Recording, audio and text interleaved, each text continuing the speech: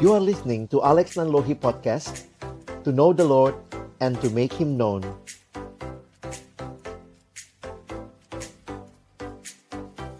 Mari kita berdoa sebelum kita membaca merenungkan firman-Nya. Tuhan, terima kasih banyak karena Engkau telah mati bagi kami sehingga kami sekarang boleh hidup bagi-Mu. Hidup bagi Kristus itulah kerinduan kami. Hidup yang mengerjakan apa yang Tuhan kehendaki dan hidup yang boleh meneruskan kasih-Mu kepada orang-orang di sekitar kami. Kesempatan kami menikmati pembinaan seperti ini mungkin terkesan biasa, berulang kali. Tetapi biarlah ini boleh menjadi momentum di mana kami sekali lagi berjumpa dengan Tuhan melalui firman-Mu dan boleh diteguhkan untuk melakukan apa yang menjadi rencana Tuhan yang indah di tengah dunia ini, yaitu memuridkan generasi ini. Waktu ke depan kami persembahkan ke dalam tangan pengasihan-Mu.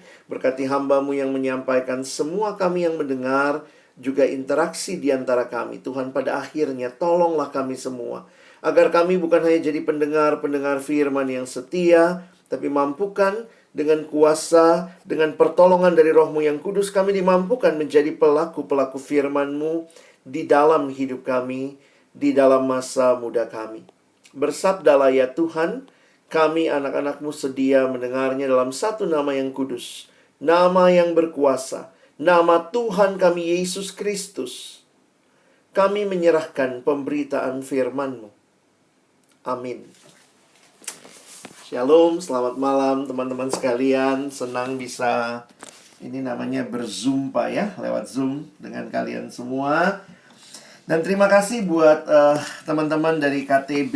Ini ada teman-teman siapa nih? Andreas, Lukas, Eben gitu ya, ada Dennis gitu, siapapun kalian ya. Teman-teman yang boleh memberi, ada Stanley juga ya, yang memberi diri untuk melayani adik-adik teman-teman dalam generasi ini. Tentunya juga pengalaman kalian sebagai seorang yang pernah dimuridkan dan memuridkan itu menjadi bagian yang menarik untuk diteruskan bagi generasi ini.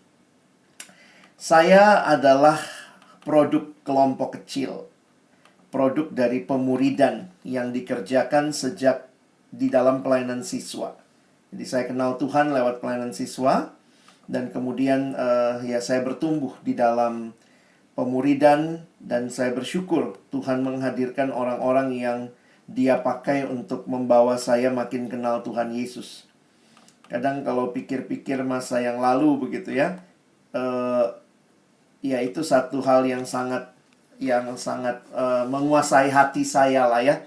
Jadi kalau teman-teman mungkin kenal saya sekitar berapa puluh tahun lalu ya, saya seorang yang cukup getol mimpin kelompok kecil di generasi yang lalu begitu ya. Sekarang ini pun tetap bersyukur gitu ya untuk kesempatan boleh ada KTB, ada kesempatan bisa memuridkan. Karena saya melihat itu hal yang sangat-sangat penting. Mungkin buat kalian yang begitu kenalnya Bang Alex sudah langsung pembicara begitu ya. Dulu saya nggak dikenal sebagai pembicara ya. Saya dikenal sebagai PKK, pemimpin kelompok kecil. Saya lulus dari kampus kira-kira tahun sebutin nggak ya? Saya lulus dari kampus sekitar tahun 97 ya. Dan kemudian saya punya beban untuk terus melayani di kampus, karena melayani kelompok kecil ya, memimpin kelompok lagi, karena ya saya dari kampus yang PKK cowok itu susah. Dari FISIP UI, pada waktu generasi saya tuh susah dapat PKK laki-laki. PKK saya sendiri aja diimpor dari fakultas teknik. Jadi ketika akhirnya saya dibina dalam kelompok kecil, itu benar-benar jadi satu hal yang menggebu-gebu untuk saya lakukan. Makanya setelah saya lulus 97, 98 saya masih ke kampus mimpin kelompok kecil. Lalu kemudian saya jadi staff. 99 saya masih turun ke kampus mimpin kelompok kecil. 2000, 2001, 2002, 2003. Jadi saya sampai angkatan 2003 itu masih ke kampus untuk memimpin kelompok kecil. Karena saya melihat ini bagian yang penting dilakukan. Sambil waktu itu saya juga dalam pelayanan siswa, jadi saya juga terlibat memimpin kelompok-kelompok kecil atau KTB. Waktu itu lebih banyak KTB dengan para tim pembimbing siswa atau TPS. Itu semua pengalaman yang indah, yang saya sendiri sangat terkesan dengan satu buku yang saya baca. Saya udah lupa judul bukunya, tapi kalimatnya yang saya ingat ya. Kalimatnya begini. Ketika ditanyakan kepada penulisnya ya, dia bilang, saya pernah ditanyakan, kalau seandainya Bapak dikasih kesempatan hidup, mengulang hidupmu sekali lagi, apa yang akan kau lakukan? Lalu kemudian penulis buku itu menjawab, saya akan memimpin lebih banyak kelompok kecil. Saya akan lebih banyak lagi memuridkan. Wah, itu kalimat yang sangat berbekas bagi saya. Dan kemudian itu ya yang sampai hari ini juga, ya kalau ditanya ya, kalau boleh mengulang hidup sekali lagi, saya akan memimpin lebih banyak murid, begitu. Kenapa saya bicara seperti ini? Karena memang realitanya ya, cari PKK khususnya yang laki-laki sulit. Orang yang sesudah lulus dari kampus masih mau memuridkan lebih sulit lagi. Sesudah sekian lama jadi alumni, itu juga kadang-kadang kalau kita lihat-lihat loh, kok yang kelompok-kelompok kecil yang perempuan yang lebih langgeng begitu ya. Yang laki-laki itu ya sebatas ya sudah ada di kampus, setelah selesai nggak ada lagi bekasnya begitu ya. Nah tapi sejak saya mengerti kenapa saya turun berulang kali ke FISIP waktu itu, karena memang kami sulit PKK cowok. Jadi kalau memang teman-teman dalam situasi ini juga bergumul begitu ya tentang kebutuhan pemimpin kelompok kecil laki-laki, saya juga sudah mengalami itu karena di persekutuan kan lebih banyak perempuan ya.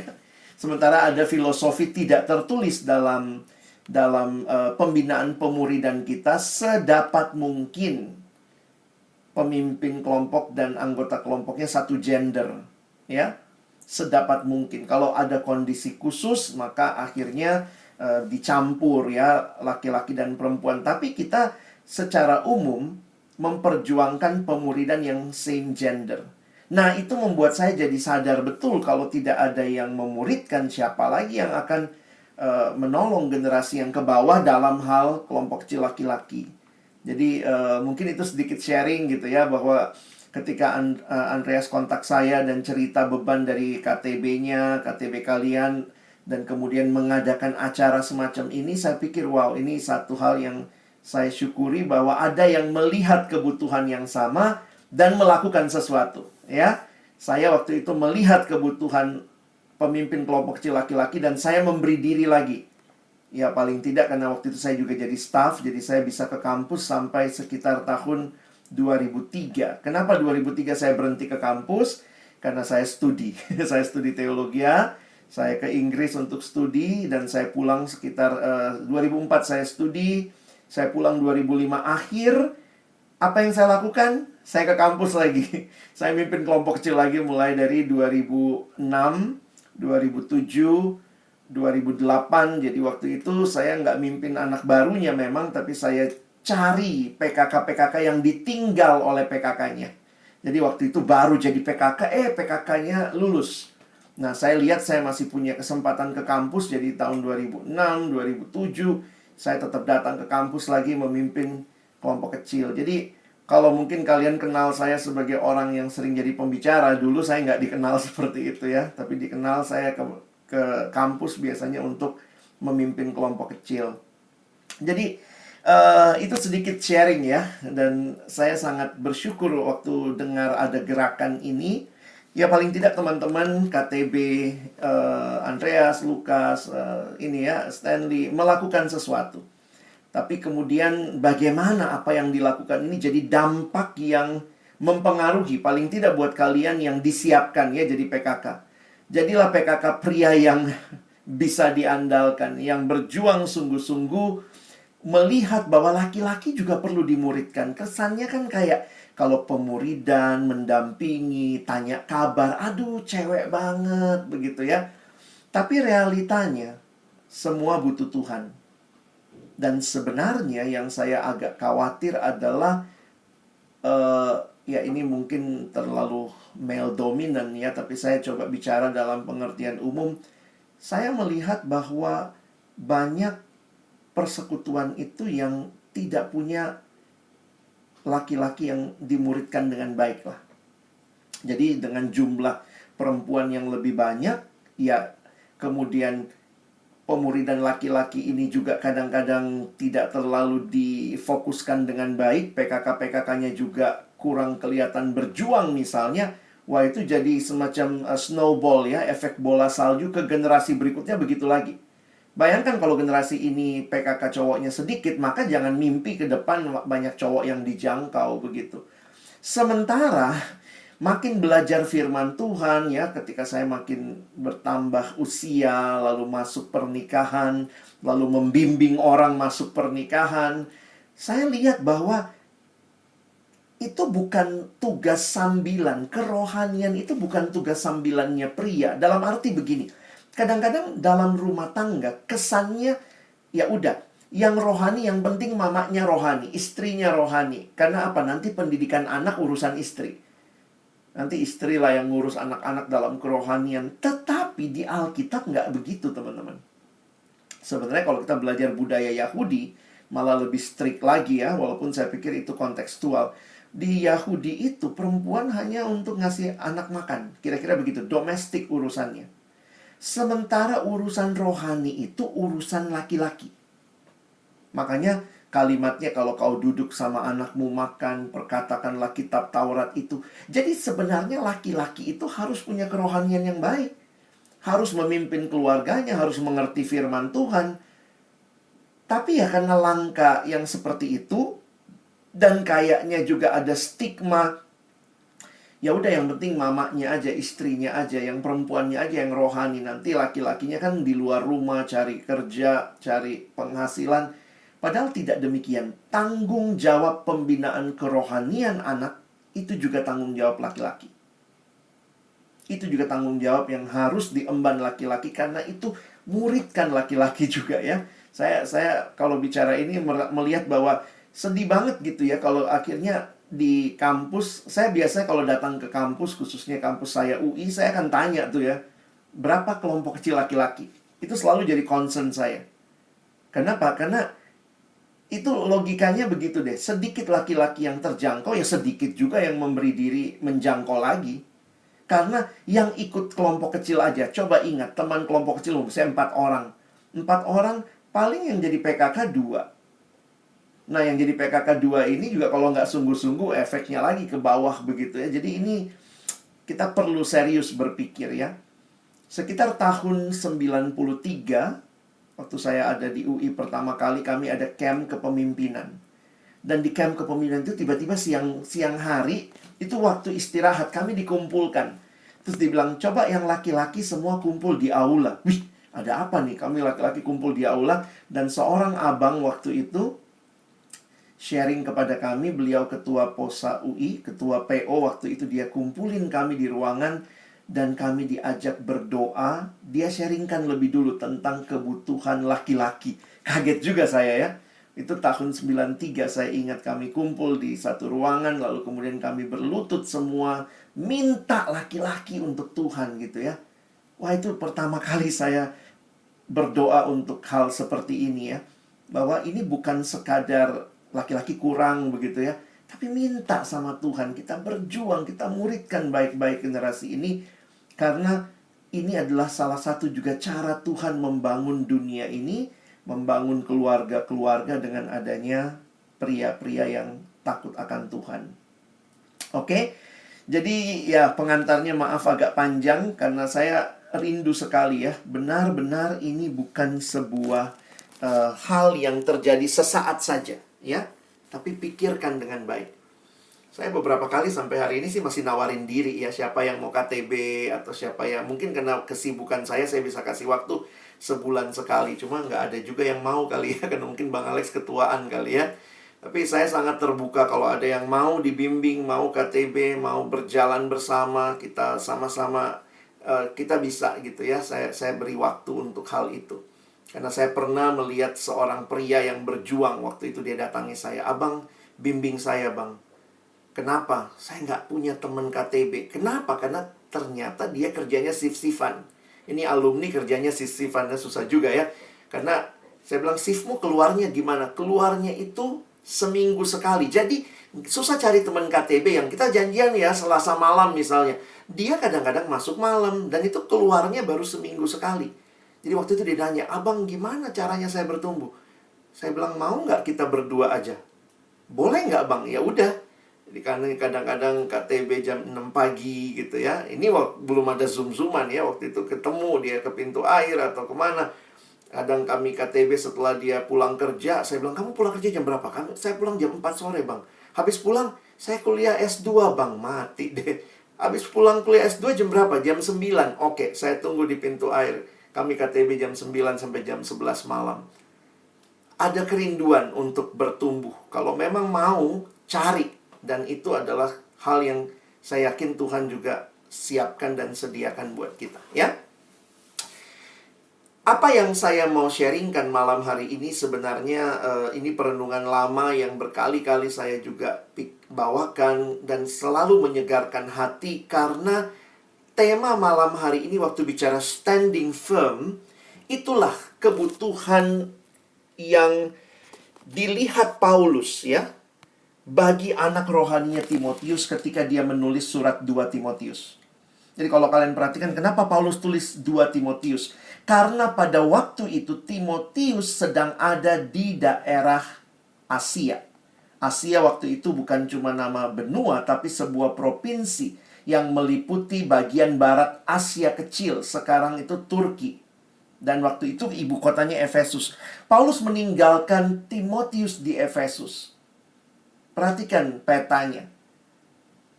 Paulus ada di penjara di Roma, sebelah kiri atas. Timotius ada di Efesus, melayani. Efesus ini kota metropolitan, teman-teman.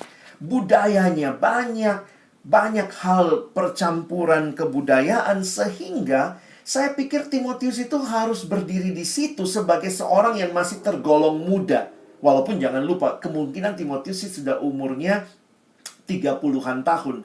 Tapi masa itu jadi pemimpin gereja usianya biasanya 40-an ke atas. Jadi makanya Timotius masih tergolong muda.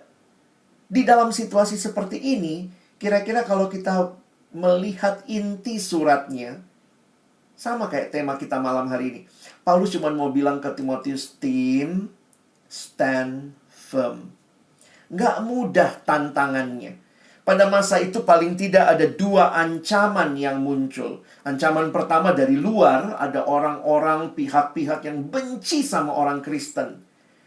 Tapi juga ada ancaman dari dalam, yaitu pengajaran-pengajaran yang bahkan merusak iman orang percaya. Jadi kalian bisa bayangkan ada tantangan internal, ada tantangan eksternal. Biar gampang diingat, yang internal pengajaran sesat. Yang eksternal penganiayaan. Nah, di dalam situasi seperti itu, Paulusnya juga lagi ada di penjara di Roma. Bayangkan jadi Timotius yang muda. Lalu kemudian role modelnya, teladan utamanya Paulus, di penjara. Di tengah-tengah kota metropolitan Efesus. Bagaimana Timotius bisa berdiri teguh? Nah, disinilah saya melihat kitab 2 Timotius. Secara khusus saya pilih malam hari ini. Pasal 2, ayat 1-6 menjadi bagian yang penting. Sebenarnya kalau mau disoroti, persahabatan Paulus Timotius itu unik, teman-teman. Timotius itu mungkin separuh umur Paulus. Jadi waktu Paulus kira-kira menulis surat 2 Timotius, Paulus ini kira-kira umur 60-an. Timotius umur berapa? 30-an.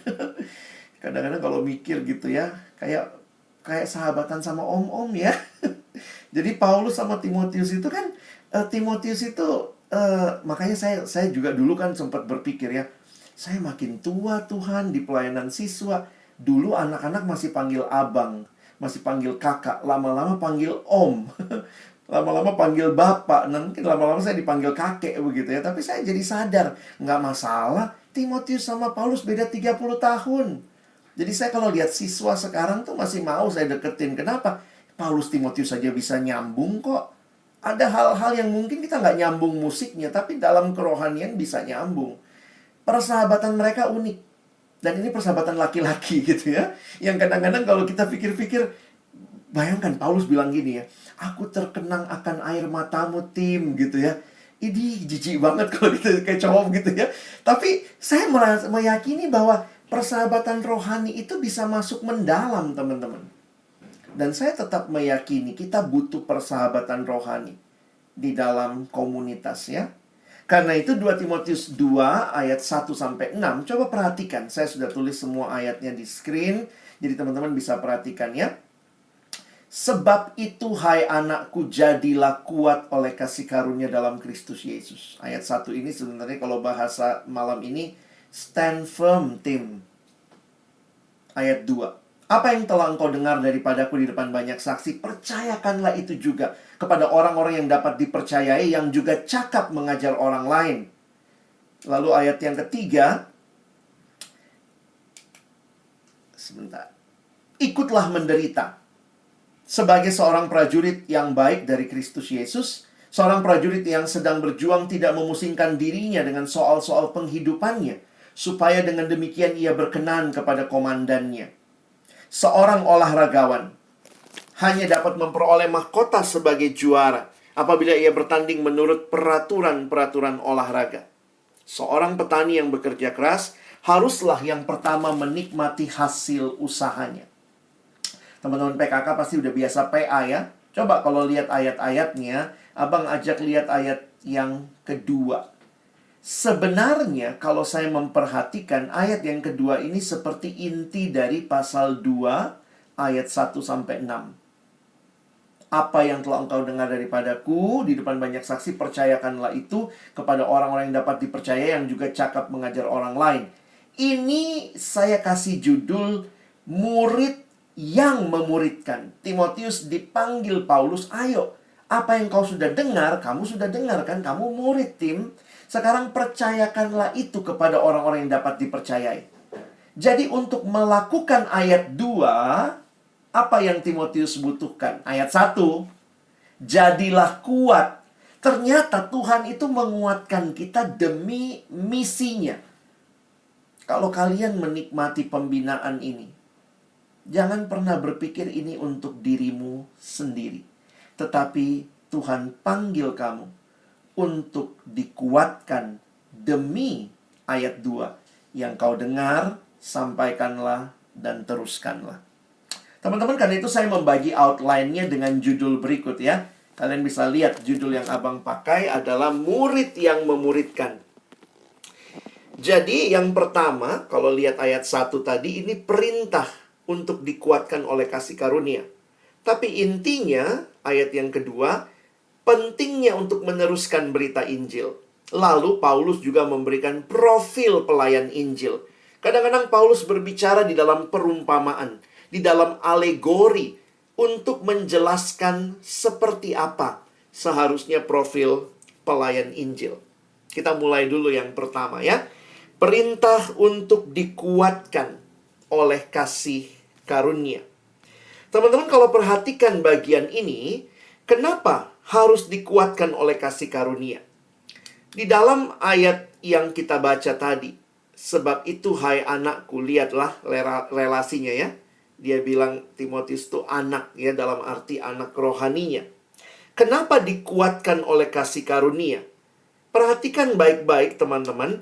Panggilan yang pertama saya tuliskan begini. Kenapa dikuatkan? Karena Timotius dipanggil untuk berbeda. Kadang-kadang kalau diminta beda ya, kita mungkin bilang gini ya, misalnya orang tua kita bilang, kamu di kampus atau di sekolah mesti beda ya. Mungkin kamu bilang, ya ayo dong, kasih sesuatu dong supaya bikin saya berbeda ya. Makanya ini panggilan Timotius untuk beda.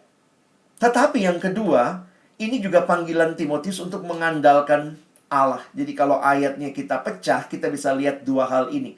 Dan kalau kalian perhatikan, bukan kali pertama sebenarnya Timotius dipanggil untuk berbeda. Karena sepanjang surat 2 Timotius, nanti kalian lihat, Pak Timotius dipanggil untuk berbeda. Ya, coba kalian perhatikan. Kalau perhatikan bahasa Inggrisnya, Dia pakai istilah you, then my son. Emangnya ada apa sih sebelumnya? Kok tiba-tiba sebab itu hai anakku? Kalau kita baca sesuatu, sebab itu tanya ada sebab apa? Oh, ternyata kalau baca di akhir pasal 1, sebelum menuju ke pasal 2, ada kondisi ini. 2 Timotius 1 ayat 15-18. Ternyata ada orang-orang yang dulu timnya Paulus. Ada dua nama yang muncul. Figelus, Hermogenes, berpaling dari Paulus. Aduh, sedih banget ya. Sudah masuk penjara. Tim yang tadinya dekat, mungkin mereka malu. Mereka berpaling dari Paulus. Dua orang namanya muncul. Figelus dan Hermogenes. Tapi ada satu nama lagi yang muncul, yaitu Onesiphorus. Dan ini adalah orang yang Paulus katakan, Tuhan kiranya mengaruniakan rahmatnya kepada keluarga Onesiphorus yang telah berulang-ulang menyegarkan hatiku. Ia tidak malu menjumpai aku di dalam penjara. Ketika di Roma, ia berusaha mencari aku dan sudah juga menemui aku. Kiranya Tuhan menunjukkan rahmatnya kepadanya pada harinya. Betapa banyaknya pelayanan yang ia lakukan di Efesus. Engkau lebih mengetahuinya daripadaku. Ternyata ada satu orang Efesus, jemaatnya Timotius ya, Onesiphorus, yang bahkan waktu dia ke Roma, dia cari Paulus. Teman-teman, hidup dalam Tuhan selalu ada dua kemungkinan. Ada orang yang ninggalin kita, tapi juga Tuhan bisa kirim orang-orang yang menyegarkan hati kita. Karena itu, ketika Paulus bicara tentang dua kondisi ini, lalu Paulus bilang ke Timotius, Tim, tetapi kamu beda. Kamu jangan seperti Figelus dan Hermogenes ya. Kira-kira kalau Paulus bilang, ayolah kamu seperti Onesiphorus begitu ya. Dan ini berulang-ulang kalau kalian perhatikan di dalam surat 2 Timotius. Di dalam pasal 3 ayat 10. Muncul lagi kata, tetapi engkau. Jadi kayaknya kalau Paulus lagi bicara, begini kondisinya. Terus seringkali dia gitu, tetapi engkau. Jadi kayaknya mau bilang, Tim, kamu beda. Itu yang ditulis di ayat 10. Ya, kita nggak sanggup lihat semuanya. Di pasal 3 ayat 14. Sesudah cerita begini. Lalu dia katakan lagi, tetapi hendaklah engkau. Kalian nanti bisa lihat ya, slide saya agak lambat di sini. Di dalam pasal 3 ayat 14. Tetapi hendaklah engkau. Nanti di pasal 4 ayat 5. Muncul lagi. Di tengah dunia begini, tetapi kuasailah dirimu. Kalau lihat terjemahan NIV-nya, but you. Kalau Indonesia kan kesannya, tetapi kuasailah dirimu. Tapi kalau kita balik, mengikuti terjemahan NIV, tetapi kamu kuasailah dirimu. Kira-kira begitu ya. Jadi di tengah-tengah situasi seperti ini, Timotius dipanggil, ayo tim, kamu harus beda. Bedanya apa? Ayo andalkan kekuatan Tuhan. Ya. Jadi teman-teman, kalau hari ini katanya pengutusan begitu ya. Lalu kalian akan pergi melayani dengan kekuatan dari mana? Kamu dituntut beda dengan PKK-PKK yang lain. Yang mungkin PKK yang malas gitu ya. Jangan jadi PKK yang malas. Kamu dituntut berbeda dengan dunia. Tapi mungkin kamu tanya, kekuatannya dari mana? Ini nih. Kekuatannya jadilah kuat. Dari mana? Dari kasih karunia Allah. Jadi teman-teman perhatikan, saya mengutip satu kalimat dalam sebuah buku membahas apa sih kasih karunia dalam Kristus Yesus. Dia mengatakan, trusting completely in Christ and His power, and not trying to live for Christ in our strength alone. Receive and utilize Christ's power. He will give you the strength to do His work. Teman-teman, kita nggak sanggup dengan kekuatan kita. Pekerjaan ini terlalu berat, jujur. Jadi PKK aja kadang itu melawan keinginan kita. Mesti laki-laki perhatiin orang. Aduh, gue nggak bisa bang, misalnya gitu ya. Belum lagi ternyata tantangannya, anaknya lari-larian, segala macam. Dari mana kekuatan kita? Dituntutnya jadi PKK yang berbeda lagi. Jangan mirip seperti dunia, beda. Trusting completely in Christ's power. Kalau kalian lihat tata bahasanya sebenarnya menarik ya. Karena our strength is derived from our union with Jesus. Kekuatan itu kita dapat kalau kita bersatu dengan Kristus. Dan itu seperti di-charge tiap hari dengan persekutuan kita dengan Dia. Makanya kalau kita biasa di persekutuan, jangan lupa ya, HPDT, doa saat teduh, itu adalah sumber kekuatan kita terus-menerus yang Tuhan berikan di tengah-tengah situasi kehidupan yang kita alami. Dari mana kita bisa simpulkan itu? Kalau kalian lihat terjemahan aslinya, maka kata jadilah kuat itu munculnya dalam bentuk present, pasif, imperatif, singular. Maksudnya apa? Sederhananya begini. Ini perintah imperatif. Dan ini pasif. Jadi sebenarnya begini. Dikuatkanlah engkau terus-menerus. Teman-teman jangan lupa. Bukan saat teduh itu sumber kekuatannya. Maaf. Mungkin kalian perlu klarifikasi kalimat saya ya. Sumber kekuatannya itu Tuhan. Saat teduh itu alat kasih karunia-Nya supaya kekuatan Tuhan mengalir. Jadi, teman-teman mesti ingat, yang menguatkan kita tuh Tuhan. Lewat apa? Lewat saat teduh, lewat doa, lewat persekutuan. Karena itu perhatikan, dikuatkanlah kamu terus-menerus. Dan ini perintah. Berarti tidak taat, dosa. Gitu kali ya. Ini panggilan untuk terus-menerus mengandalkan Tuhan, bergantung kepada Tuhan. Jadi kalau teman-teman berjuang tetap saat teduh dengan rutin waktu jadi PKK, itu adalah demi engkau mengalami kekuatan dari Tuhan. Tapi kekuatan itu kamu alami dalam kepasifan. Karena bukan kita yang menguatkan diri, tapi Tuhan yang menguatkan kita. Caranya bagaimana? Dengan kita membaca, merenungkan firman, kekuatan Tuhan itu kita alami.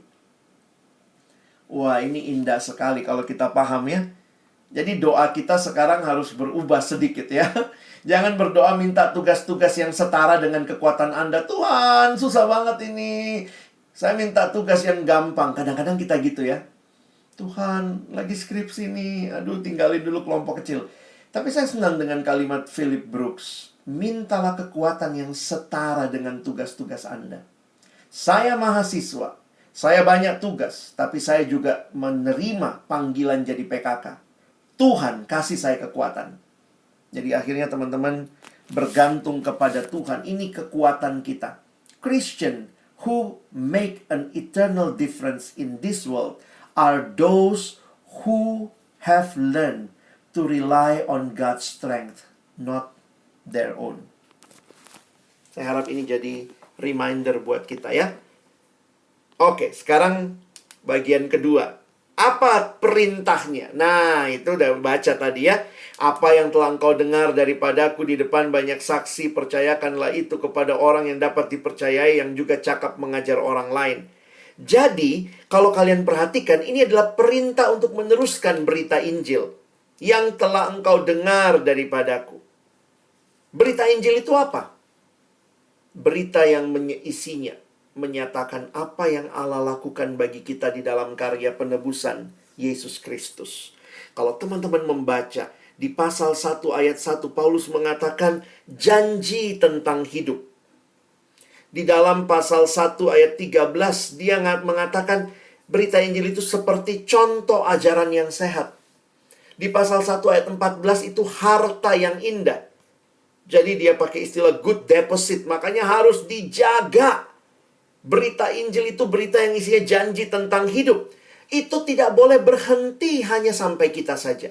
Karena itu dia katakan, percayakanlah. Kata percayakanlah itu, ya ini kalau mau digali ya, ini bahasa Yunaninya, lihat aja tuh.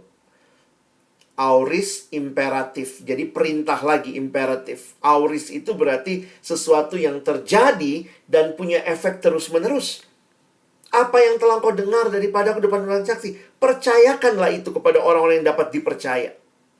Ini ayat singkat sekali. 2 Timotius 2 ayat 2. Tapi saya pikir nggak kebetulan juga ya. 2, 2, 2. Ini kayak prinsip multiplikasi. Bayangkan di ayat yang singkat ini. Ada berapa generasi yang Paulus lihat? Paulus minimal melihat 4 generasi. Apa yang telah engkau dengar daripadaku, berarti ada siapa? Kunya. Ada Paulus, engkaunya Timotius. Jadi kalau kalian lihat ya, maaf abang nggak ketemu foto Paulus yang terakhir ya. Jadi ini Paulus, ini Timotius, 2 generasi. Tetapi kemudian Paulus bilang kepada orang yang dapat dipercaya, yang cakap mengajar, untuk juga mengajar orang lain. Bayangkan, di benak Paulus bukan hanya ada Timotius. Teman-teman, malam ini saya tadi cek, wah 21 orang. Saya tidak melihat 21 orang. Dalam mata iman saya melihat orang yang lebih banyak dari 21. Karena siapa yang nanti kamu pimpin ke bawah, dan orang itu memimpin lagi ke bawah. Dalam mata iman, mintalah penglihatan Tuhan untuk saya bisa melihat melampaui yang kelihatan. Paulus itu ternyata seorang yang benar-benar memikirkan bagaimana Injil diteruskan. Dan Paulus orang yang cuma punya satu cara, pemuridan.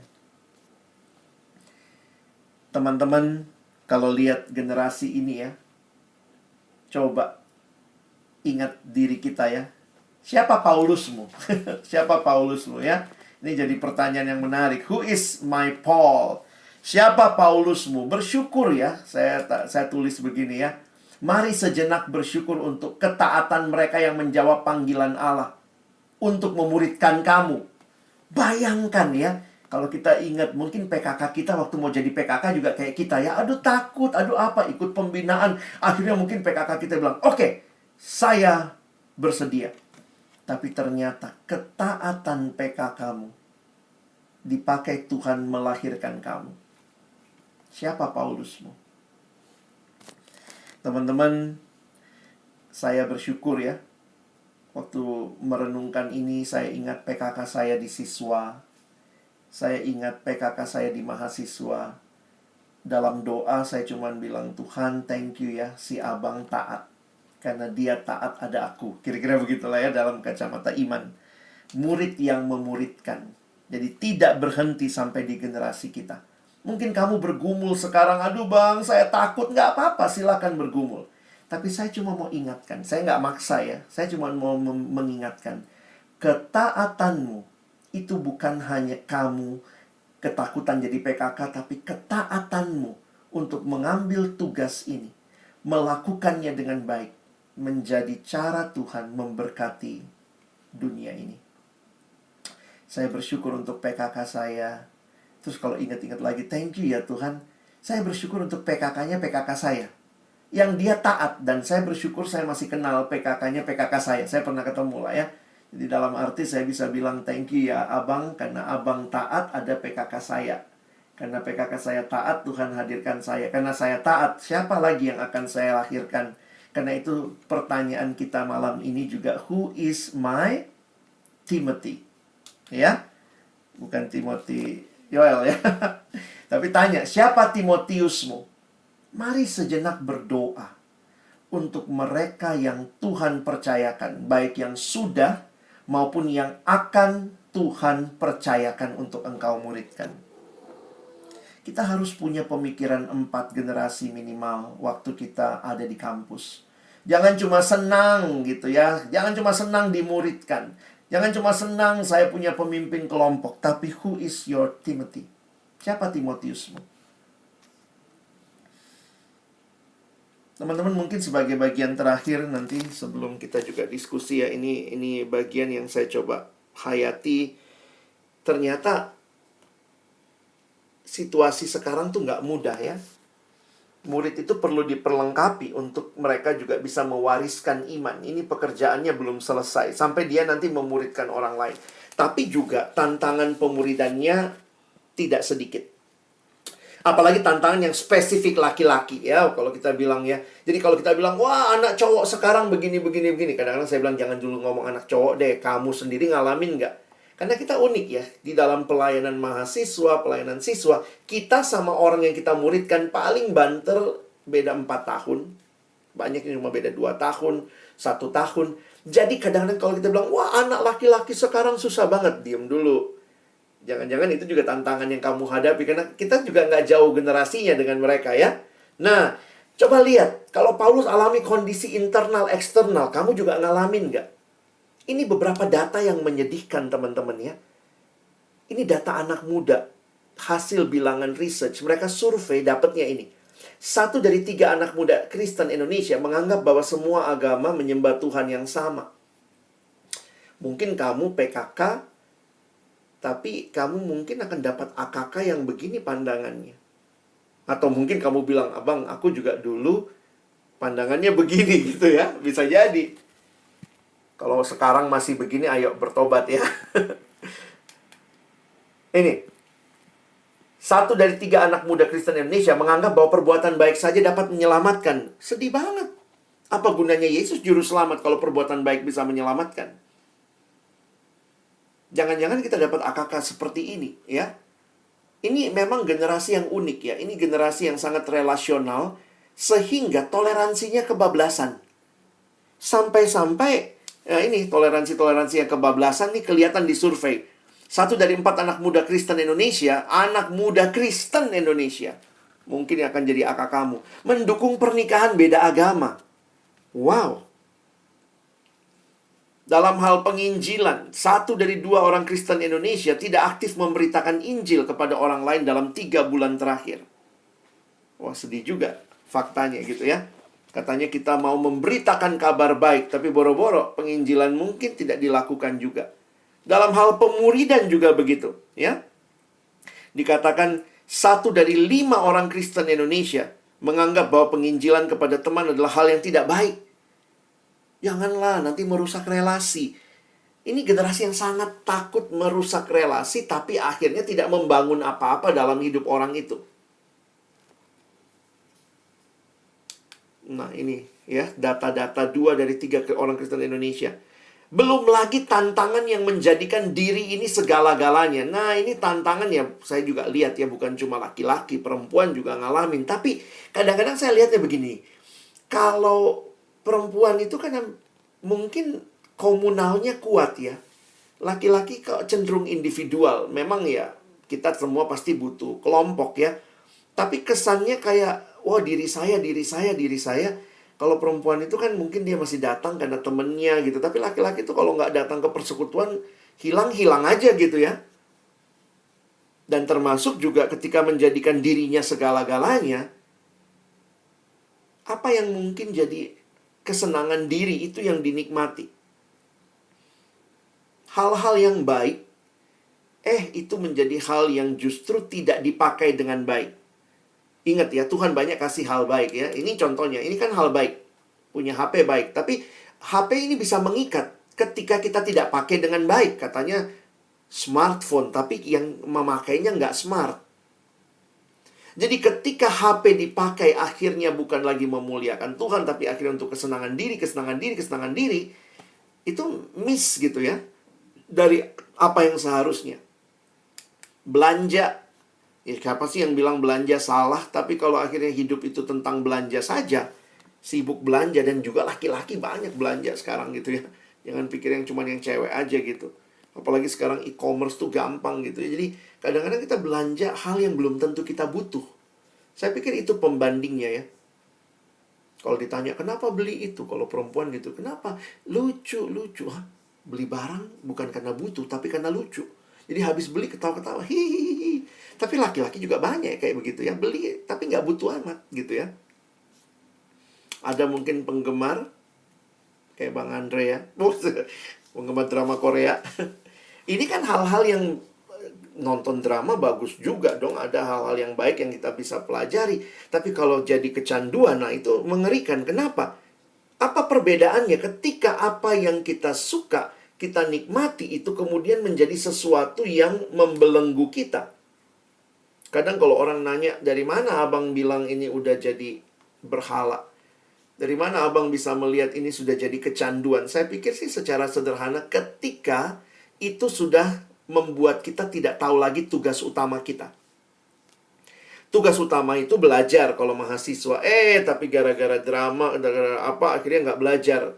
Nonton sepanjang malam. Nah, udah kehilangan fokus. Banyak drama yang bagus gitu ya. Silahkan ditonton, kita belajar. Ada beberapa ilmu, ada yang memang hanya untuk hiburan gitu ya. Ini beberapa drama-drama yang mungkin lagi hype, orang suka gitu ya. Ada yang nonton Hospital Playlist. Kenapa? Gua anak kedokteran bang gitu ya. Banyak ilmunya misalnya. Ada yang senang dengan bulu tangkis, Rocket Boys ya.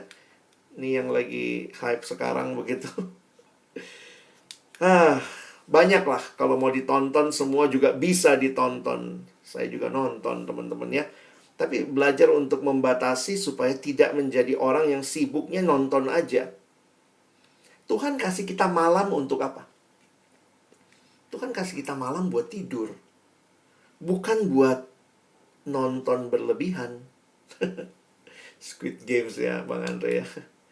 Mungkin kamu bilang, saya nggak Korea bang. Iya, mungkin kamu nggak Korea, tapi jadi jangan-jangan ini masalahmu ya. Game online gitu. Jadi wah, nge-game sepanjang malam. Sekali lagi, Juan nanti mau nonton juga ya. Sekali lagi, hati-hati, malam itu buat istirahat gitu ya. Kadang-kadang kita lupa tuh. Kesannya malam buat main game. Ya, nggak tahu apa yang sedang membelenggu kamu ya. Hal-hal yang mungkin kamu suka. Dan sekali lagi, tidak ada yang salah dengan gamenya. Tetapi yang salah adalah kita yang tidak bisa menggunakannya dengan baik. Sehingga hal yang baik jadi hal yang tidak baik.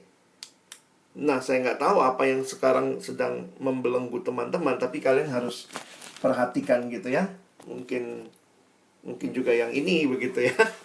Kalian bisa lihat ya. Anime, kayaknya nonton terus gitu ya. Itu bisa luar biasa lah. Belum lagi kalau dibelenggu oleh pornografi, dibelenggu oleh pola-pola pikir sekarang ya, termasuk menyikapi gender, orientasi seksual seperti ini. Saya juga lihat banyak jadi permasalahan ya. Bagaimana sikap terhadap free sex. Dan pertanyaan sederhananya gini deh, sejauh mana kondisi zaman ini mempengaruhi kita? Kita yang sedang mempengaruhi zaman atau kondisi zaman yang sedang mempengaruhi kita? Kita butuh kacamata yang jernih untuk bisa melihat berbagai situasi. Cowok kadang suka mikir ya, saya ketemu karena saya anak FISIP waktu itu, ketemu mahasiswa yang kadang-kadang saya bingung dari mana dia dapat pandangan begitu ya. Tiba-tiba datang bilang, bang aku nggak terlalu setuju lah kalau misalnya Tuhan itu begini-begini. Waduh. Dan akhirnya saya ingat tuh, saya punya satu adik yang dulu deket ya. Dia bukan anak kelompok kecil. Dia cuma rajin datang PO aja. Rajin datang persekutuan. Tapi kemudian kami bangun persahabatan sebagai sahabat gitu ya. Dia suka ngajak saya makan dan kita suka diskusi ya. Dan itu pertanyaannya ajaib-ajaib ya. Karena dia anak sosiologi, dia di bacaan-bacaannya tuh buku-buku sekularisme, tentang Marxisme. Saya juga kadang-kadang harus belajar apa sih ini gitu ya. Kadang-kadang mungkin berpikirnya simple, tapi ini tantangan nih buat laki-laki yang kuat berpikir. Maka mungkin kita juga perlu menolong mereka, menuntun pemikiran mereka, melihat isu-isu yang ada di sekitarnya. Pragmatisme, konsumerisme, hedonisme, materialisme, sampai-sampai akhirnya masa depan hanya dibangun dengan materi. Mau jadi apa? Orang kaya. Cuma itu tujuannya, orang kaya. Terus kalau udah kaya, mati.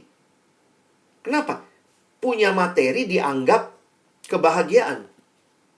Maka Yesus bilangnya beda banget. Untuk apa seorang memperoleh seluruh dunia, tapi ia kehilangan nyawanya. Jadi, teman-teman yang dikasihi dalam Tuhan Yesus Kristus, di dalam situasi seperti ini ya, saya masuk ke bagian terakhir. Sebentar, slide-nya ketutup ya. Bagaimana kita bertahan dalam situasi yang tidak mudah, tantangan yang tidak mudah? Maka pemuridan menjadi satu hal yang penting dan jadi jawaban. Hai para pria, belajarlah untuk melihat teladan-teladan yang disampaikan oleh Tuhan. Kita lihat bagian terakhir, profil pelayan Injil. Saya tidak lama di sini karena ini bukan hal baru. Kalian sudah sering kali membahasnya. Di tengah-tengah tugas untuk melanjutkan pemuridan, kekuatan sudah dikasih. Maka pelayan Injil harus punya profil Yang pertama, dikatakan sebenarnya ini yang bukan pertama lah ya, tapi sebenarnya intinya itu ya. Ikutlah menderita. Jadi teman-teman tidak diutus malam hari ini hanya dengan kekuatan, tetapi juga dengan kesiapan untuk menderita. Ternyata waktu memberitakan Injil, itu muncul ya. Frasa ikutlah menderita bukan baru muncul di pasal 2 ayat 3 saja, tapi muncul juga di pasal 1 ayat 8, pasal 3 ayat 11. Jadi Paulus bilang ke Timotius, ayo Timotius, yang namanya pemuridan ini jalannya adalah jalan penderitaan. Suffering and hardship are part of the life of every Christian. Tetapi jangan lupa sekali lagi, kalau kamu bacanya penderitaannya, jangan lupa tadi ayat 1. Sudah dikasih kekuatannya. Ternyata kekuatan itu supaya kita bertahan, terus memuridkan, bertahan di tengah penderitaan, bahkan ikut dalam penderitaan itu. Ada 3 metafora yang diberikan. Sebagai seorang prajurit, seorang olahragawan, dan petani. Masing-masing bagian ini, perhatikan. Prajurit itu fokusnya di mana? Seorang prajurit, saya buat warna di situ, kalian bisa lihat langsung. Berkenan kepada komandannya, tidak memusingkan diri dengan soal-soal penghidupannya. Maka teladan prajurit ini mengajarkan kita ambisi yang kudus. Bayangkan, di tengah berbagai soal kehidupan, ambisinya apa? Menyenangkan komandannya. Dosa menyenangkan diri. Pelayan Injil menyenangkan komandannya. Seperti prajurit, kita butuh ambisi yang kudus. Bukan hanya ambisi yang kudus, kita butuh seperti olahragawan yang ikut peraturan olahraga. Ini bicara disiplin. Teman-teman, ayo bangun disiplin ya. Kadang-kadang kita mau memberitakan Injil, kita mau jadi PKK, tapi kita mungkin tidak disiplin dalam saat teduh, tidak disiplin dalam atur waktu. Jadi sebelum kita bicara kepada orang-orang yang kita bina, mari kita juga berjuang. Saya nggak bilang kita sudah sempurna ya, tapi kita berjuang. Gimana ngatur waktu main game, waktu nonton, atur waktu untuk hal-hal yang kita tahu. Dan itu disiplin-disiplin itu gambaran dari seorang olahragawan. Nggak ada orang menang lari maraton hanya dengan latihan 1 malam. Dia akan latihan berkali-kali, mengikuti disiplin sehingga ada hasilnya. Dan terakhir, Paulus ingatkan, seorang petani yang bekerja keras. Jadi ini kerja keras, kopiau. Itu bahasa Yunaninya. Sebenarnya terjemahan yang lebih tepat itu membanting tulang. Tulangnya dibanting, teman-teman ya. Jadi kalau kalian mau lihat hasil, ya ayo kerja keras. Mau lihat ada murid di kampusmu, ayo kerja keras. Jadi PKK yang serius. Kita tidak jadi orang yang hanya mau lihat hasil, tapi tidak berjuang. Nggak demikian. Nggak ada petani hari ini nanam padi, besok sudah makan nasi kuning. Nggak ada. Dia harus merawati, nunggu, bekerja keras. Karena itu, 3 hal ini. Ini profil perjuangan sebagai seorang yang memuridkan. Murid yang memuridkan. Ambisi yang kudus, disiplin, dan kerja keras.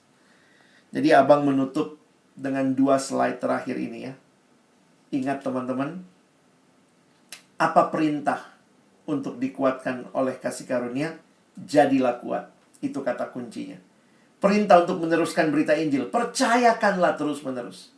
Dan profilnya dengan ambisi suci, disiplin, dan kerja keras. Kasih karunia Allah yang kita terima memampukan kita untuk menjalankan tugas penting untuk menjadi murid yang memuridkan. Kiranya kita dikuatkan untuk melakukan apa yang Tuhan sudah siapkan bagi kita. Amin. Terima kasih Bang Alex buat firman-Nya. Sangat menguatkan, encourage kami untuk bisa sama-sama kembali standing firm akan panggilan kami sebagai PKK atau CPKK yang ada di ladang kami masing-masing. Saat ini kita akan masuk dalam sesi tanya jawab. Aku yang akan memandu sebagai moderator. Minta tolong Bang Eben bisa share screen. Ada beberapa pertanyaan yang bisa kami akan discuss dengan Bang Alex pada kesempatan ini. Oke, ada 4 pertanyaan Bang. Pertanyaan pertama ya Bang ya, dari paling atas. Bang, sharing dong tentang prinsip utama Abang dalam kehidupan Abang baik secara general maupun mengenai pemulihan. Gimana Bang? Tadi sih, kalau Tuhan kasih kesempatan saya memimpin kembali, ya saya akan memimpin lebih banyak murid sih. Itu kerinduannya. Dan maksudnya saya juga berjuang ya, baik dengan kelompok yang ada sekarang atau apa. Karena saya lihat, mungkin saya sharing sedikit ya ini. Saya masih juga menikmati KTB mungkin teman-teman gitu ya.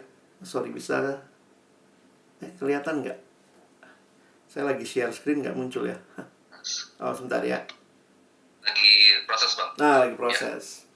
Jadi ya, maksudnya bertumbuh itu kita butuh komunitas ya. Kalau sudah makin lama ya, kita butuh orang-orang yang berjalan bersama gitu. Dengan kalau di staff misalnya dengan baik Kak Vivi, Kak Lina, kami ada KTB gitu ya. Dengan beberapa teman gitu. Ini karena lagi pandemi, bersyukur juga ya. Dengan Ernest, Bang Ernest, ada Bang Ega, Bang Aris. Ini teman-teman yang dulu kami pernah sama-sama waktu orientasi gitu. Nah, ini juga dengan teman-teman KTB yang lama gitu ya, KTB di staff. Maksud saya tunjukin ini semua untuk teman-teman melihat gitu ya. Ini bukan cuma pekerjaan kalian, bukan cuma jadi PKK sebenarnya untuk 2 tahun ini ya. Menjawab iya begitu. Jadi prinsipnya adalah belajarlah untuk terus memuridkan. Saya jadi terbuka itu sih. Prinsipnya adalah terus memuridkan sehingga dimanapun kita berada, kita juga berjuang untuk pemuridan itu. Itu bukan satu hal yang karena sekarang lagi jadi PKK di kampus begitu ya. Waktu lulus pun harusnya tanya, siapa komunitas yang akan berjalan bersama saya? Nah, mungkin itu aja gitu ya yang dari saya untuk bicara prinsip-prinsip yang saya pegang. Karena saya melihat begini ya, ini pemahaman yang saya terima waktu saya jadi PKK. Kalau saya jadi pengurus, saya membangun generasi ini. Karena kan jadi pengurus, ngurusin PJ, ngurusin kebaktian, ngurusin ibadah. Sebenarnya saya bertanggung jawab atas generasi ini. Tapi kalau saya jadi PKK, saya bertanggung jawab kepada generasi 1, 2, 3 di bawah saya. Kira-kira begitu. Jadi karena itu saya selalu mengingatkan diri untuk sedapat mungkin, ayo bangun murid. Tadi Dennis di awal bilang ya, salah satu sukacita besar itu melihat orang yang kita bina itu berubah, bertumbuh. Dari dia nggak tahu jadi tahu, dari dia tidak benar jadi lebih benar. Yang belum sempurna sih, saya juga belum sempurna. Tapi proses-proses itu, wah, sukacitanya luar biasa sih melihat itu. Mungkin itu dulu ya. Sorry, Mungkin tadi ada pertanyaan masih relevan ya Bang. Oke Bang, nggak apa-apa. Mungkin tadi ada pertanyaan relevan yang tadi tentang sukacita. Bahkan tadi sharing terkait Abang kan megang PKK dari generasi ke generasi dari 98 hingga 2003 tadi Abang cerita. Apa sih Bang sukacitanya Abang memimpin kelompok kecil dari generasi ke generasi itu? Apakah yang menjadi sukacita Abang? Kalau bisa di-sharingkan Bang. Sukacitanya sih lebih kepada ini ya, itu yang saya bilang tadi, ngelihat hidup yang berubah. Jadi memang sukacitanya itu nggak bisa diukur dari pengorbanan ya. Karena kalau bicara pengorbanan, kadang-kadang jujur aja banyakkan saya yang berkorban kan. Saya mimpin kelompok kecil siswa di Depok, SMA 1 Depok misalnya. Saya tinggal di Kelapa Gading. Saya datang itu kalau saya nggak punya kendaraan sendiri, saya harus naik bus. Itu sampai ke Depok itu sekitar 1,5 jam sampai 2 jam. Begitu sampai, mereka kan mulai kelompok kecil misalnya dulu ya, pulang sekolah jam 1:30. Ya saya udah mesti jalan tuh dari rumah sekitar jam 11. Jam setengah 10 atau setengah 11 saya udah mesti jalan supaya nyampenya pas, sempet makan dulu. Nah, terus kemudian ya biasa kan namanya anak siswa ya, kita datang dia masih main basket lah, dia masih apa, belum cari ruangan, tahu-tahu kelompok kecil mulai jam 2 lewat. Jam 2 lewat ternyata mereka udah lihat jam 3 Kak mau bimbel gitu ya. Itu kalau bicara, jadi saya nggak bilang nggak ada perjuangannya. Waduh, itu tanda kutip ya, ongkos dan segala macam itu kan tidak dibayar dalam arti itu ya. Tapi sukacitanya itu nggak bisa dihitung sama uang gitu. Buat teman-teman yang udah mimpin pasti tahu lah ya. Melihat dia bisa ngampunin papanya waktu dulu padahal marah banget sama papanya. Lihat dia bisa setia saat teduh padahal dulu di kelompok kecil suruh buka Alkitab aja dia nggak tahu kitabnya apa, misalnya gitu-gitu loh. Dan itu sukacitanya lebih kepada batin ya, melihat bahwa Tuhan dalam satu masa Tuhan pakai saya untuk dia. Memang bukan saya satu-satunya yang Tuhan pakai ya, tapi dalam satu masa kehidupan ternyata Tuhan pernah pakai saya untuk membawa atau memberikan sesuatu untuk pertumbuhan dia. Itu ya sukacita lah. Sukacita tidak dihargai dari uang ya Bang. Betul. Tapi dihargai dari bagaimana perjuangan kita bisa melihat perubahan atau enggak relasi dari kakak kita, dari mungkin dari abang generasi-generasi melihat bagaimana ada anak muda cowok yang memang bisa ada perjuangan mau dimuridkan dan mau memuridkan juga. Kayak waktu ini kita juga ya, Bang. kayak waktu lihat misalnya ya beberapa mereka memimpin kelompok kecil kembali, kita bisa lihat cucu kita gitu. Wah, itu juga sukacita gitu ya, melihat bahwa ternyata nggak berhenti sampai situ. Mungkin itu sih. Ya, ada tongkat estafet ya Bang. Betul. Yang akhirnya bisa diestafetkan kepada cucu kita yang memang dulu kita kenal dulu kita sebagai kakak dari kita juga ya. Jadi Bang, kita lanjut untuk pertanyaan terkait teknikal sih Bang, teknis. Mungkin ada pertanyaan gini Bang, mungkin ada beberapa anak yang nggak serak kalau kita follow up mereka terus, apakah dengan itu kita harus sedikit demi sedikit melepas mereka karena takutnya malah kecolongan Bang? Gimana ya Bang dengan pertanyaan ini? Ini butuh hikmat ya. Saya meyakini bahwa sebenarnya gini, seni untuk memuridkan, menggembalakan itu kadang di situ saya bilangnya seni. Jadi sebenarnya di satu sisi ada teorinya, ada prinsipnya, tapi di sisi lain juga kita harus sangat bergantung kepada keyakinan yang kita dapat dari Tuhan dalam perjalanan kita mendekati orang tersebut. Karena gini ya, makanya bagus juga kalau teman-teman sendiri punya KTB, sehingga kita bisa dapat dapat masukan dari sesama PKK. Jadi saya dulu, makanya kenapa saya datang ke kampus lagi, waktu itu saya cari PKK-PKK yang ditinggal PKK-nya. Kan biasanya baru mulai mimpin nih, terus nggak ada PKK-nya. Padahal bagi saya justru dia butuh juga dikuatkan, kan dia lagi mimpin. Nah, jadi saya datang ke kampus tuh, kemudian di situ mereka tanya, "Kak, aku begini gimana ya Kak?" Jadi kadang-kadang saya bisa lihat pendekatanmu terlalu ekstrim, pantas anaknya lari misalnya ya. Jadi dia bisa dapat wawasan. Makanya saya bilang kita butuh hikmat dari Tuhan sambil jalan. Teman-teman mesti lihat nih.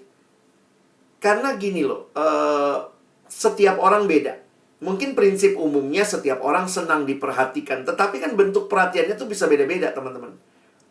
Saya kasih contoh lah ya, mungkin yang paling banyak saya nikmati juga membimbing adik-adik SMA itu dulu, dari masih SMA kelas 2 sampai sekarang kami masih ada pertemuan lah ya sekali-sekali gitu.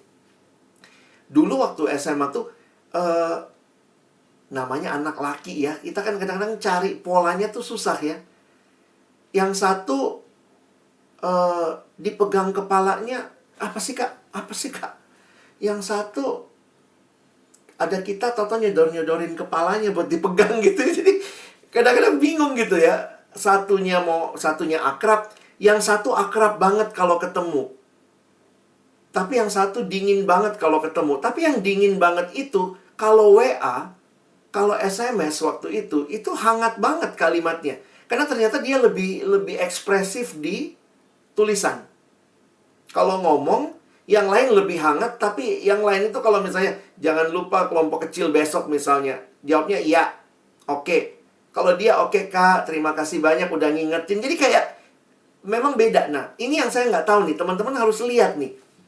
Setiap orang tuh beda. Bahkan kalau kita perlu tanya, eh, bagaimana enaknya gitu ya, supaya, dan ini mungkin ya, ini kan seni-seni mengontak orang, berkomunikasi. Jangan cuma ngontak untuk ngajak kelompok kecil. Jadi kayak begitu kan, setiap kali dia dapat WA-mu atau line dari kamu, langsung bayangannya pasti mau ngajak nih. Nggak pernah benar-benar hanya memang mau ngobrol atau cari tahu atau apa. Nah, itu yang saya pikir kita perlu juga, sekali lagi ini seni ya. Jadi mungkin agak susah diteorikan, tergantung kasus per kasus. Mungkin Berarti ada case by case yang harus kita tahu ya Bang, betul. untuk bisa melihat secara utuh. Makanya Bagaimana butuh menjawab butuh pertanyaan ini. komunitas, Andre. Butuh komunitas sesama gembala ya, untuk kayak Ya. kita bisa share, kita bisa ada percakapan tingkat gembala gitu ya. Ya. Ya. Komunitas sesama PKK, dan itu memang akhirnya bisa memperlengkapi dan memperluas sharing juga ya Bang. Betul. Untuk bisa sama-sama kita lihat ada memang mungkin mereka juga punya pergumulan sama, atau nggak mereka bisa kasih advice atau saran satu sama lain yang memang Betul. menguatkan kita untuk memimpin AKK kita. Kalau Thank you, Bang, bisa, untuk pertanyaan ini. kalau bisa kelompok mentoring kalian itu lanjut ketemuan sebulan sekali selama kalian jadi PKK, minimal komitmen setahun, itu bagus, teman-teman. Jangan berhenti hanya di sini, maksud saya. Itu itu langka sih. Thank you, Bang, buat semangatnya dan pengingatnya juga. Sip, kita lanjut Bang, untuk pertanyaan ini Bang, ada pertanyaan tentang trust issue nih. Selamat malam Bang, apabila kakak memiliki trust issue yang secara tidak sengaja PKK langgar, bagaimana cara untuk regain trust tersebut ya Bang? Wah, ini balik lagi. Ini hal-hal praktis ya, dalam arti praktis karena memang tergantung kamu ketemunya orangnya kayak apa. Karena kadang-kadang bukan hanya masalah trust issue ya. Tapi mungkin ini terkait latar belakang orangnya dan seterusnya. Saya beberapa kali ngalamin kayak begitu dan sadar betul tuh. Ada yang bisa balik hubungannya lebih baik, ada yang kayaknya lama sekali baru baik gitu, ada yang akhirnya nggak bisa baik. ada macam-macam poin lah. Tapi paling tidak begini, kalau engkau salah, minta maaf. Kalau ternyata kamu tidak menepati janji, ya kamu minta maaf. Saya pikir itu jalan pemulihan lah.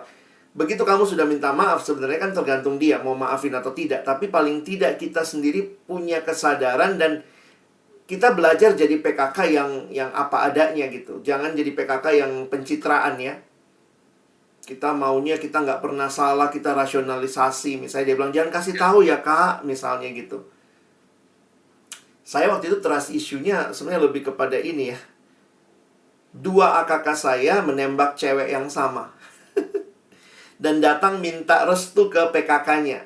Yang satu minta restu minggu ini, dan saya restui karena saya tahu ini mereka. Jadi mereka memang bertiga tuh deket. 2 AKK saya cowok sama 1 cewek ini, mereka bertiga deket. Dan dia datang nembak gitu. Dia datang ke saya mau nembak minggu ini. Nah, jadi karena saya juga taunya ini, saya bilang ya udah tembak aja gitu kan. Minggu depan yang satu datang. Saya mau nembak, menurut abang bagaimana? Teng gitu. Saya mesti ngomong apa? Karena saya sudah tahu yang satu sudah bakal nembak gitu ya. Sudah nembak minggu lalunya. Waduh, itu dan akhirnya ya, memang akhirnya itu trust issue banget ya. Trust issue-nya akhirnya kelompoknya saya harus pisah. Akhirnya memang nggak bisa bersatu ya. Jadi semester berikutnya saya ngorbanin diri, pisah kelompok. Untuk supaya tetap bisa sama-sama ikut gitu. Nah, saya nggak tahu ini trust issue yang kamu rasa apa. Tapi ada secara psikologis, ini umum ya. Psikologis itu kan dalam arti general. Perempuan lebih mudah cerita dan terbuka kepada orang yang dia suka.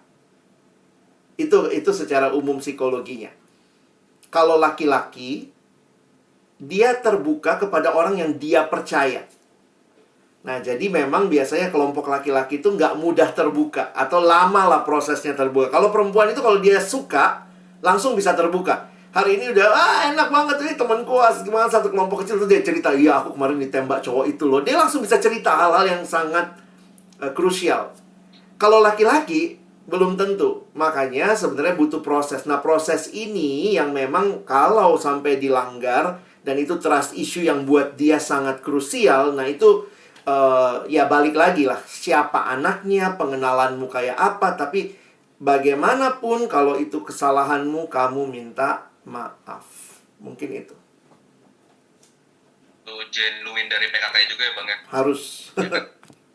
Ya, untuk bisa sama-sama bisa saling ketemu, dan mungkin kalau tadi Abang bilang minta maaf itu bagian dimana PKK juga setara juga ya Bang, AKK ya, PKK bukan yang lebih tinggi berarti ya Bang ya. Belajar untuk jadi PKK yang apa adanya.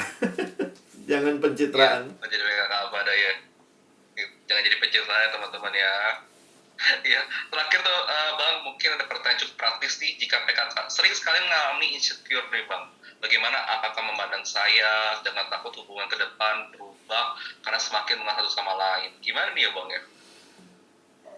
Ya, ini sorry ya kalau saya jujur mengatakan ini juga pengalaman saya. Dan waktu saya perhatikan setelah lewati sekian lama lah ya, sesudah melewati banyak pergumulan, ini bukan masalah AKK kita. Ini masalah kita. Kan kita selalu ngomong nanti bagaimana AKK saya mandang saya. Sebenarnya bukan masalah dianya, ini masalah kamunya begitu. Jadi karena itu saya harus ingatkan sebenarnya teman-teman, sambil engkau bertumbuh, engkau juga akan semakin kenal Tuhan dan semakin transparan di hadapan Tuhan dan di hadapan sesama. Karena situasinya, saya senang dengan yang Andre bilang barusan ya, kita tuh sebenarnya setara. Kadang-kadang kita lupa ya, kelompok kecil itu kan, makanya ada beberapa yang menyebutnya bukan kelompok kecil, KTB, kelompok tumbuh bersama. Jangan mentang-mentang kamu yang mimpin, kesannya dia yang bertumbuh, kamu enggak. Enggak, ini kita bertumbuh bersama. Hari ini PA, ayo belajar sama-sama MHB bab 3. Ini bukan buat dia saja, buat akak kamu saja, buat kamu juga, walaupun kamu udah tahu. Sambil kamu persiapan, evaluasi dirimu, sambil kamu persiapan, kamu bertumbuh, begitu. Jadi, semakin kamu bertumbuh, kamu pun akan melihat bahwa sebenarnya dirimu sedang belajar, sedang bertumbuh, dan mungkin Tuhan pakai akak kamu menumbuhkan kamu. Nah, jadi kalau kalian memang bilang ada insecure, coba cari.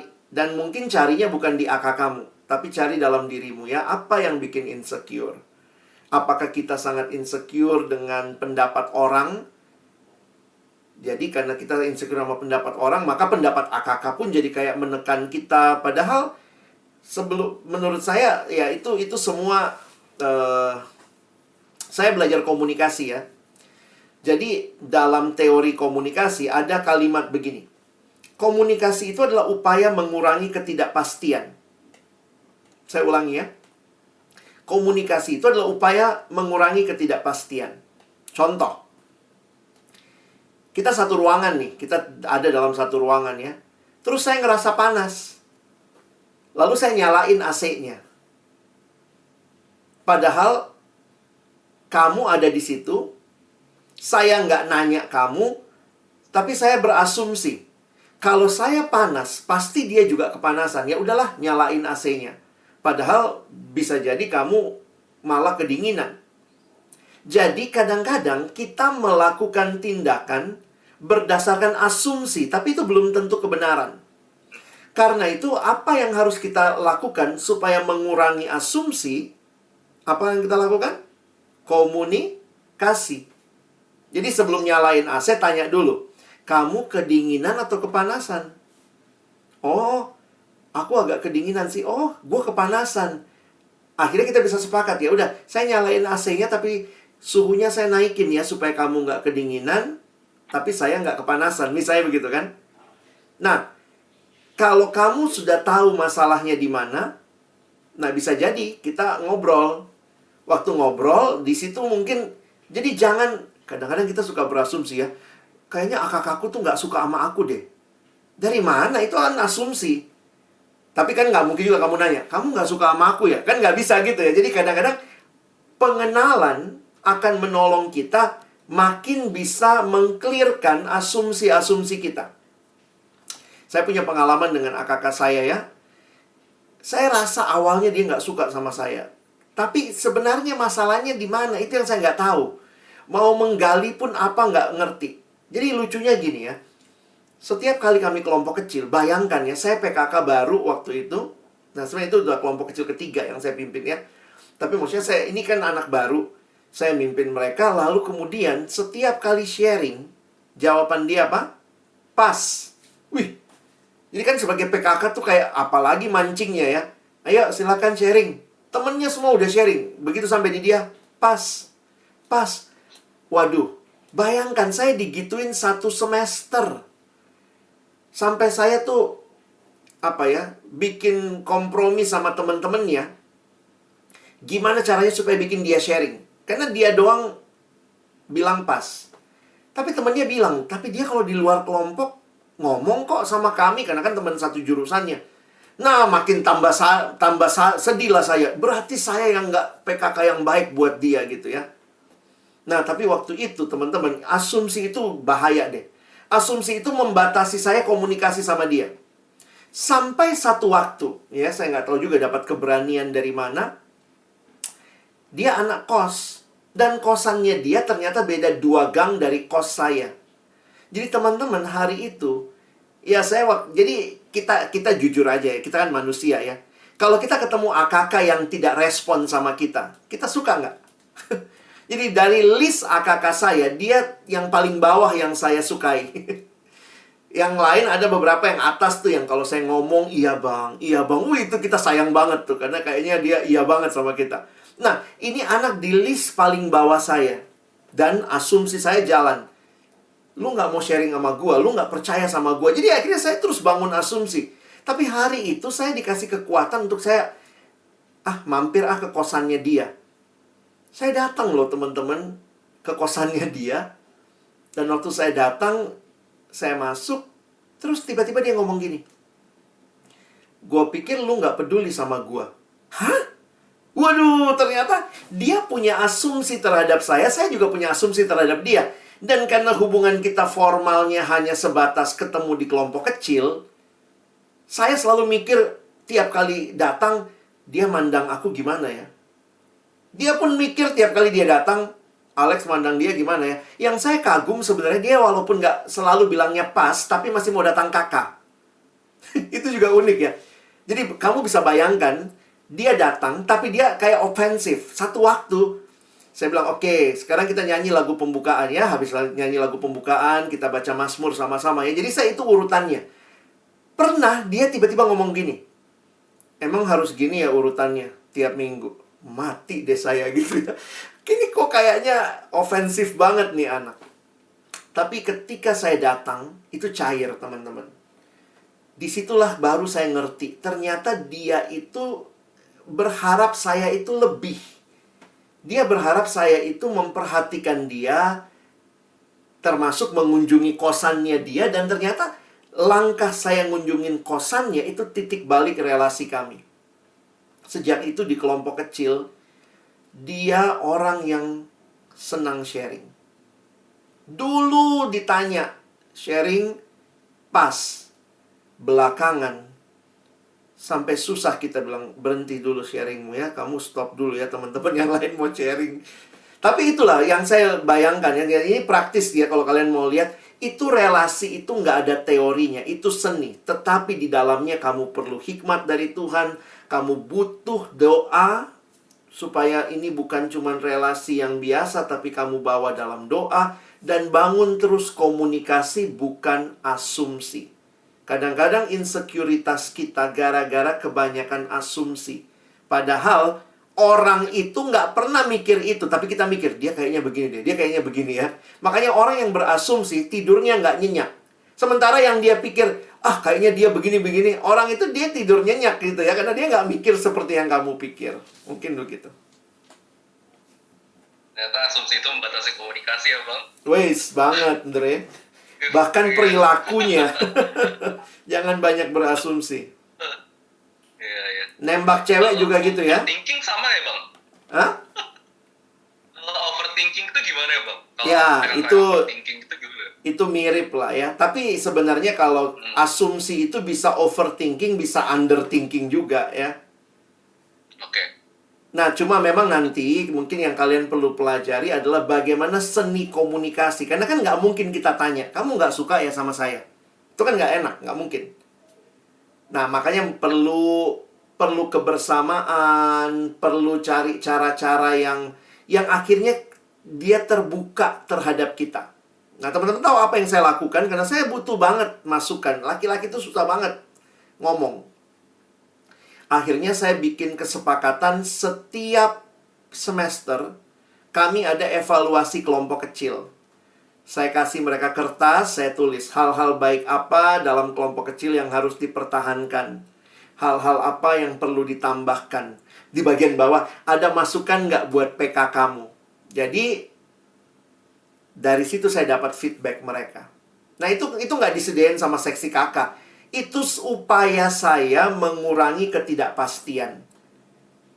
Tapi kan saya nggak mungkin lakukan itu tiap hari, tiap minggu ya. Jadi kadang-kadang saya nunggu tuh, pas ada momentum evaluasi kakak. Ayo, boleh ya evaluasi aku ya, tapi tulis. Nanti tulis waktu saya baca, oh iya ya, ini paling tidak pemahaman dia terhadap saya. Atau kadang-kadang nggak usah pakai nama ya. Jadi paling tidak begini, kita tahu nih, dalam kelompok ini ada orang-orang yang berharap seperti ini, dan itu terjadi komunikasi.